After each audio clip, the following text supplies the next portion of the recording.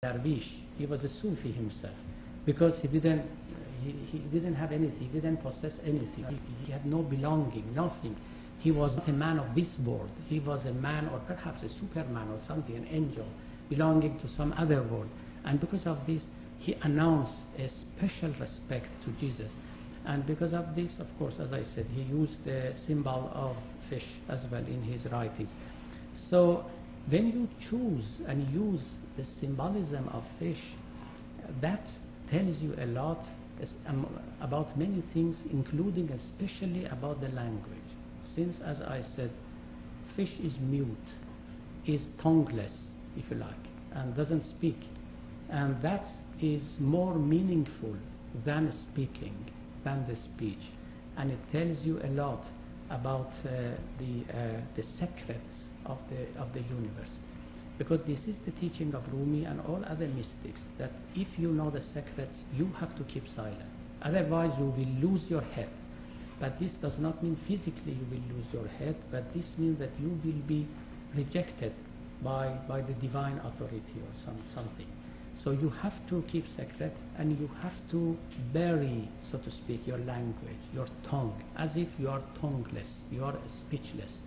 You have to train yourself in order to keep secrets to yourself and do not disclose it to the people who are not appropriate for it, who are not the people of mysteries and the secrets of the being, universe, of God, and so on and so forth.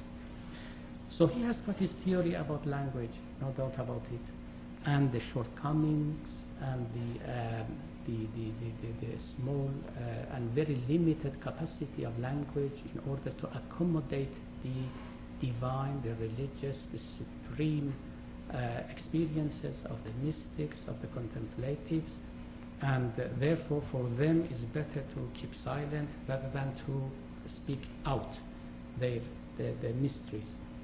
And even sometimes, and this is very curious of him, he says, I say something in order some other things. That is his policy that he adopts very intentionally, very consciously. در خموشی گفت ما ازهر شود که ز منع آن میل افزونتر شود. He said, if I keep silent all the time, then eventually and inevitably I have to say something, and sometimes some of the mysteries will push themselves out. Therefore I deliberately, intentionally say something in order to hide some other precious things, like a shopper who actually brings you the base commodity in order to hide, you see, the better commodities out there for the special customers. So exactly that is what Rumi did, and the policy that he adopted. Actually what we see in his book and his writing, according to him himself, is for the common people. There are no mysteries in his poets, and so we do not know actually he kept the secrets and the mysteries for whom and to whom he disclosed. So for all its sacredness and the high level of the content and the materials in it, nevertheless, according to Rumi himself, he has said all this to us in order to conceal some other better things to himself and not to be forced to disclose them, I mean unintentionally and unconsciously to others. So this is his theory about language. As to certainty, I discussed it very briefly last time, that for him there will be no certainty in the field of science or philosophy or theology or whatever. All are suppositions, because when there is a distance between the knower and the knower, there is always a distance, and this distance never let you reach certainty, because you look at things from distance. Of course, we are knowers. We are people who have got mind, who have got this sensory apparatus and things like that. And these are our instruments in order to discover the world and in order to experience the facts and so on and so forth. But there will be always a distance between us and the fact and the objective reality. Okay? And this actually prevents us from attaining certainty or obtaining certainty. So what we say always is a kind of supposition, sometimes more likely, sometimes less likely, but nevertheless it is a kind of supposition, guess, theories, and so on and so forth. And that's why actually he doesn't like philosophy, and I will discuss it more fully later on, because philosophy after all is a kind of a system of knowledge which is based on suppositions according to him, not on certainties. Though philosophers are proud of themselves that their business or their system or their school is all certainties, but according to Rumi, well, they are just bluffing, and there is no certainty in what they say. Now, but when it comes to love, since there is a unity between the lover and the beloved, okay, this unity actually makes you certain and paves the way for certainty.